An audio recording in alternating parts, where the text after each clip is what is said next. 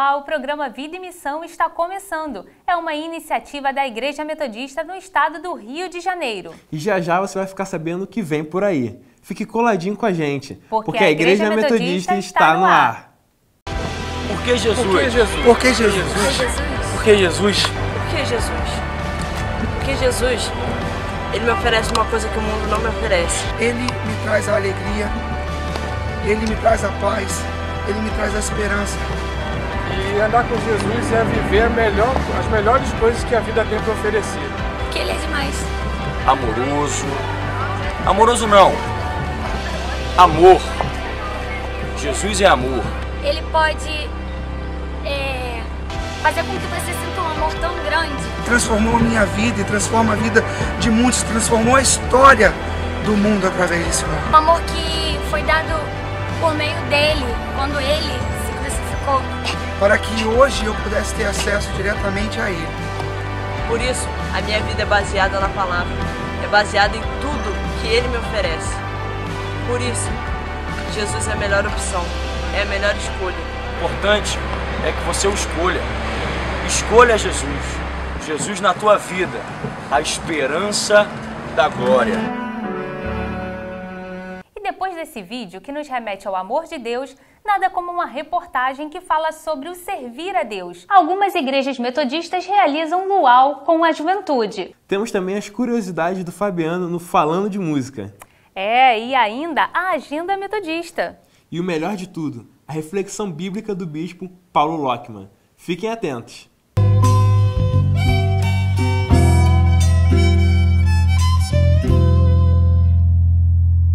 A praia, um dos lugares preferidos do carioca, cada vez mais tem se tornado um espaço alternativo para os jovens cristãos se confraternizarem e evangelizarem. Os metodistas da Igreja da Rocinha se reuniram nas areias de São Conrado para o lazer na praia, um luau bem animado organizado pela juventude. O grupo está crescendo em unidade, em comunhão, em graça, em espiritualidade também. A gente está buscando mais, a gente está querendo estar mais unido. E é isso, esse é o nosso projeto. A expectativa da juventude da igreja é de realizar outros eventos similares que promovam a união de forma alegre e divertida, aperfeiçoando o amor ao próximo através de gestos de comunhão. Como lidar com meninas que de repente se descobriram mães? A ONG Providenciando a Favor da Vida, apoiada pela Igreja Metodista da Gamboa, desenvolve há 3 anos um projeto com adolescentes grávidas do Morro da Providência. A gente percebe a necessidade de trabalhar alguns assuntos, uma vez que a gente percebe também que há dificuldades de serviços sociais na região, e isso desde quando a igreja chegou nesse local, há 108 anos atrás, a gente percebeu que há situações mais urgentes. O início da atividade sexual, somado à falta de informação e planejamento familiar, contribuem para o aumento das estatísticas. Para a fundadora da ONG, Raquel Spinelli, a solução para amenizar o impacto causado pelas transformações próprias da gravidez e da adolescência foi a criação de um grupo de apoio mútuo. Depois que a menina engravida, ela não tem um acompanhamento, ela não tem um centro de acolhimento, são poucos os lugares que oferecem isso. E o poder público não tem uma política para isso. Um dos propósitos do projeto é trabalhar a construção do planejamento familiar e da autoestima das meninas, em um dos períodos mais sensíveis da vida da mulher. A gente procura trabalhar em cima das demandas que as meninas trazem, né? Mas assim, é um trabalho assim, de formiguinha, a gente vai aos poucos. E também a gente fala, depois que vocês tiverem os filhos, vocês podem voltar aqui, porque esse é um espaço de fortalecimento dessa questão da autoestima, a questão do feminino. Porque tem meninas que às vezes vão engravidando, e aí vão 4, 5 filhos, né? Para a jovem Ana, aceitar a gravidez do 2º filho foi uma tarefa difícil. Mas com o apoio da ONG, ela redescobriu o prazer de ser mãe e o amor que estava guardado dentro dela. Sou uma mãe diferente, uma mãe que ama seus filhos, que vai fazer de tudo para poder fazer eles felizes, de dar do bom e do melhor para eles. E você que está nos acompanhando pode também participar desse programa. Escreva agora para a gente pelo e-mail comunicação@metodista-rio.org.br. siga a gente no Twitter e curta a nossa fanpage. E se você se sentir tocado para contribuir com Vida e Missão, faça isso. É só depositar na conta que aparece para você. Mas você pode também nos abençoar orando por este projeto na TV e se envolvendo com ele. O importante é você participar. E agora fiquem atentos, porque logo depois dos nossos anúncios, vem aí a agenda metodista desta semana. Conheça a Editora Chama. Faça-nos uma visita. www.editorachama.com.br. Siga-nos nas redes sociais, twitter.com/editorachama e facebook.com/editorachama. Editora Chama. Prazer em conhecer e compartilhar o conhecimento de Deus. Pão da Vida 2. Segundo volume da série Pão da Vida. Mais um livro do Bispo Paulo Lockman. Adquira já. www.editorachama.com.br. Seguir a Cristo, o manual de discipulado escrito pelo Bispo Paulo Lockman e pela professora Zélia Constantino. Adquira já. www.editorachama.com.br. Editora Chama, prazer em conhecer.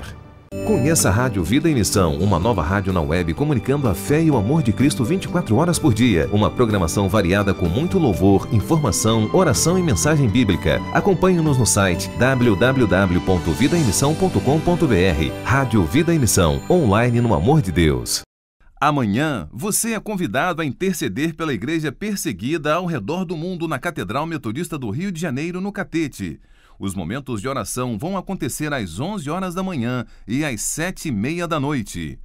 Na quinta-feira, às 7h30 da manhã, a Igreja Metodista na Barra da Tijuca convida para a sua reunião de consagração em jejum, seguida de um gostoso café da manhã.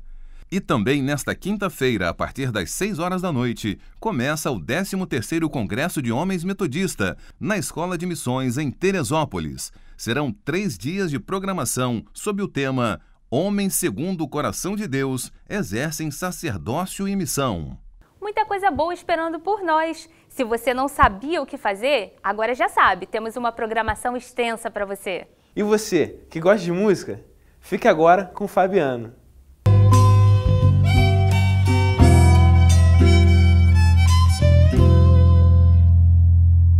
Olá, tá tudo bem por aí? Então tá, estamos começando mais uma vez esse quadro que eu acho sensacional, que é de falar de músicas antigas e ter experiências novas, né? E hoje nós estamos recebendo aqui no programa uma pessoa que fez parte de um grupo que, sem dúvida, fez uma revolução na música evangélica. Eu digo sem medo de errar que existe o período antes e depois do Rebanhão. E com a gente hoje aqui, Pedro Braconô, tecladista, vocalista e um dos fundadores do grupo. Pedro, bom dia, obrigado pela sua participação com a gente.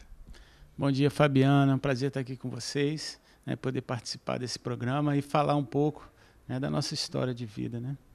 Pois é, eu disse aqui, Pedro, que você foi um dos fundadores, mas tem uma história aí, né, que o Janires, quando veio de São Paulo, já veio com uma fita cassete. Conta pra gente como é que foi essa chegada do Janires a Copacabana e até a gravação do primeiro LP, O Mais Doce que o Mel. O Janires veio de São Paulo para o Rio, né, mudou para o Rio, onde eu o conheci.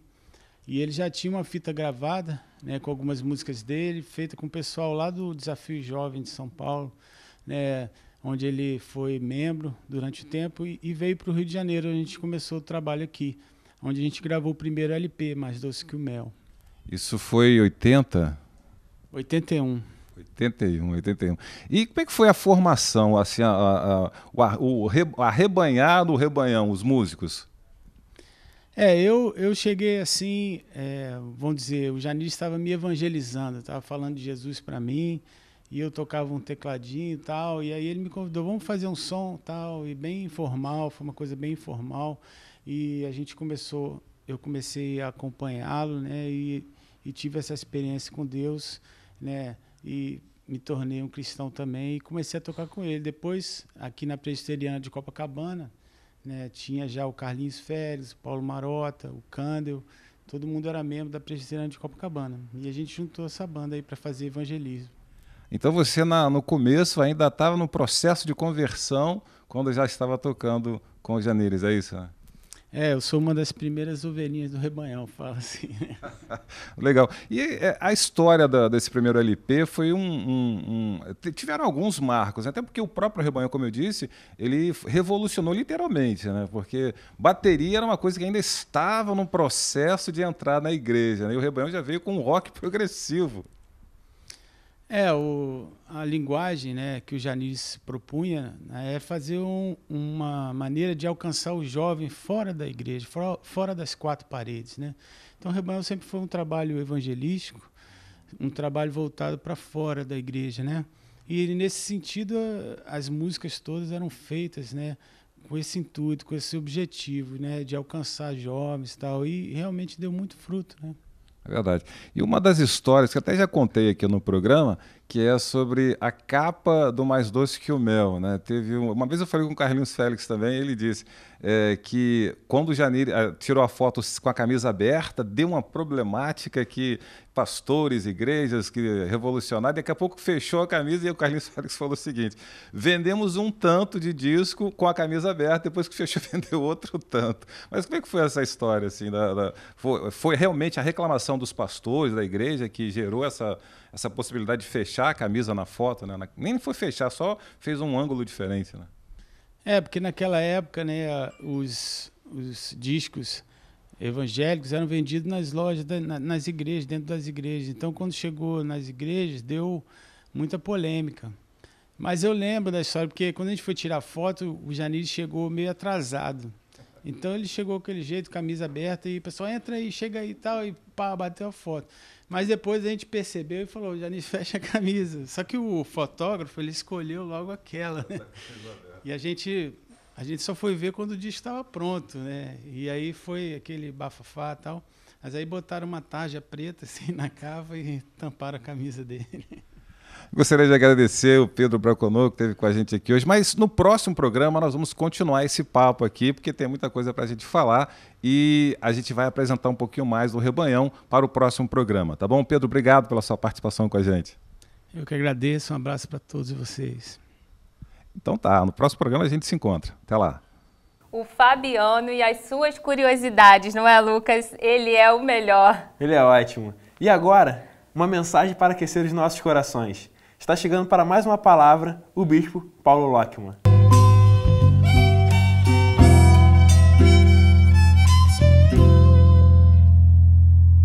É uma alegria chegar até você com o nosso programa Vida e Missão. Queremos repartir com você uma passagem de um texto muito usado e nem sempre bem esclarecido, pelo menos no meu entendimento, que é Eclesiastes capítulo 3, que diz assim: tudo tem o seu tempo determinado e há tempo para todo propósito debaixo do céu. Há tempo de nascer e tempo de morrer, tempo de plantar e tempo de arrancar o que se plantou, tempo de matar, tempo de curar, tempo de derribar e tempo de edificar, tempo de chorar e tempo de rir, tempo de prantear e tempo de saltar de alegria, tempo de espalhar pedras e tempo de ajuntar pedras, tempo de abraçar e tempo de afastar-se de abraçar, tempo de buscar e tempo de perder, tempo de guardar e tempo de jogar fora, tempo de rasgar e tempo de coser, tempo de estar calado e tempo de falar, tempo de amar e tempo de aborrecer-se, tempo de guerra e tempo de paz. Quando nós raciocinamos sobre a palavra e lemos um texto desse, fica melhor se a gente raciocina em termos de quem escreveu e de que contexto isto aconteceu. Porque, com certeza, a impressão que passa esse texto é um pouco fatalista, até derrotista, né? Porque fala de tempo de matar, tempo de curar, não é? O autor é sempre muito discutido, um sábio em Israel. Alguns dizem que Salomão, Para a gente entender um pouco melhor esse capítulo 3, deixe-me fazer menção a você alguns versos do capítulo 2, quando ele diz assim, no primeiro verso: eu disse comigo mesmo, vamos, eu te provarei com alegria, goza, pois, a felicidade, mas também isso era vaidade. E, enfim, ele vai descrevendo a trajetória de um rei, de uma pessoa poderosa, até o ponto que ele diz assim, verso 9, engrandeci-me e sobrepujei a todos que viveram antes de mim em Jerusalém, perseverou também comigo a minha sabedoria. Tudo quanto desejaram os meus olhos não lhes neguei. Nem privei o coração de alegria alguma, pois me alegrava com todas as minhas fadigas e isso era a recompensa de todas elas. Considerei as obras que fizeram as minhas mãos como também o trabalho que eu com fadiga havia feito. E eis que tudo era vaidade. Correr atrás do vento, nenhum proveito havia debaixo do sol. Então passei a considerar a sabedoria, a loucura e estultícia, que fará homem que seguir ao rei, e mesmo o mesmo que outros já fizeram. A ideia é que é alguém de idade avançada e que perdeu o rumo num dado momento e, perdendo o rumo num dado momento, fica assim, desapontado. Já vivi a experiência de acompanhar pessoas no leito de morte, né? Um doente terminal, com alguma idade, dizendo para mim assim, pastor, se eu pudesse, eu teria vivido de maneira diferente, teria alterado as coisas que eu fiz, teria agido de forma diferente em relação à minha esposa, meus filhos, enfim. Aí a gente chega no capítulo 3, em que, fatalisticamente, determinantemente, ele diz, olha, a vida é um correr atrás do vento. A vida os tempos são curtos, são pequenos, embora nos empenhemos, não alcançamos fazer tudo o que queremos. E o ser humano é muito volúvel. Deus nos deu vida, e diz que a vida vai a 70 anos, ou havendo vigor aos 80, e lá no salmista, no Salmo 90, diz o que passa disso é canseiro e enfado. Mas eu creio que nós, quando cremos em Deus, nós interferimos no tempo. Nós podemos transformar o que diz aqui que é tempo de matar, como está presente. Muitas pessoas vivem a vida em função da morte. Como, por exemplo, no Oriente Médio, nesse momento, na Síria, os cristãos estão fugindo, estão imigrando aos montes, milhares e milhares, por conta da perseguição jihadista, dos radicais muçulmanos, e conflitos e mais conflitos marcam. Então, a constatação que tem tempo de nascer e tempo de morrer, tempo de amar, tempo de matar, é uma constatação da realidade da vida humana, como se isso fosse absolutamente impossível de transformar. Mas, deixa eu dizer para você, a Bíblia diz que o Evangelho é o poder de Deus para a salvação daquele que crê. E, diante disso, eu digo para você que, embora o ser humano viva essas contradições e conflitos, embora o ser humano nem sempre esteja focado em tempo de viver e viver com qualidade, eu creio que aqueles que crêem no Senhor e que se dispõem a começar esse ano de 2015 construindo uma nova realidade, usando o seu tempo para investir numa relação com Deus. Por exemplo, eu tenho procurado começar o dia de joelhos. Quando eu digo começar o dia de joelhos, não significa tão somente nos colocarmos fisicamente de joelhos, mas você pode estar sentado e às vezes até ao despertar deitado e se colocar espiritualmente diante do altar de Deus de joelho, né? Embora a posição física nos ajuda bastante porque nos mostra o nosso quebrantamento. Nos é dado a possibilidade, através do livre-arbítrio, de fazer as escolhas certas. E as escolhas certas é dada àqueles que buscam o Senhor.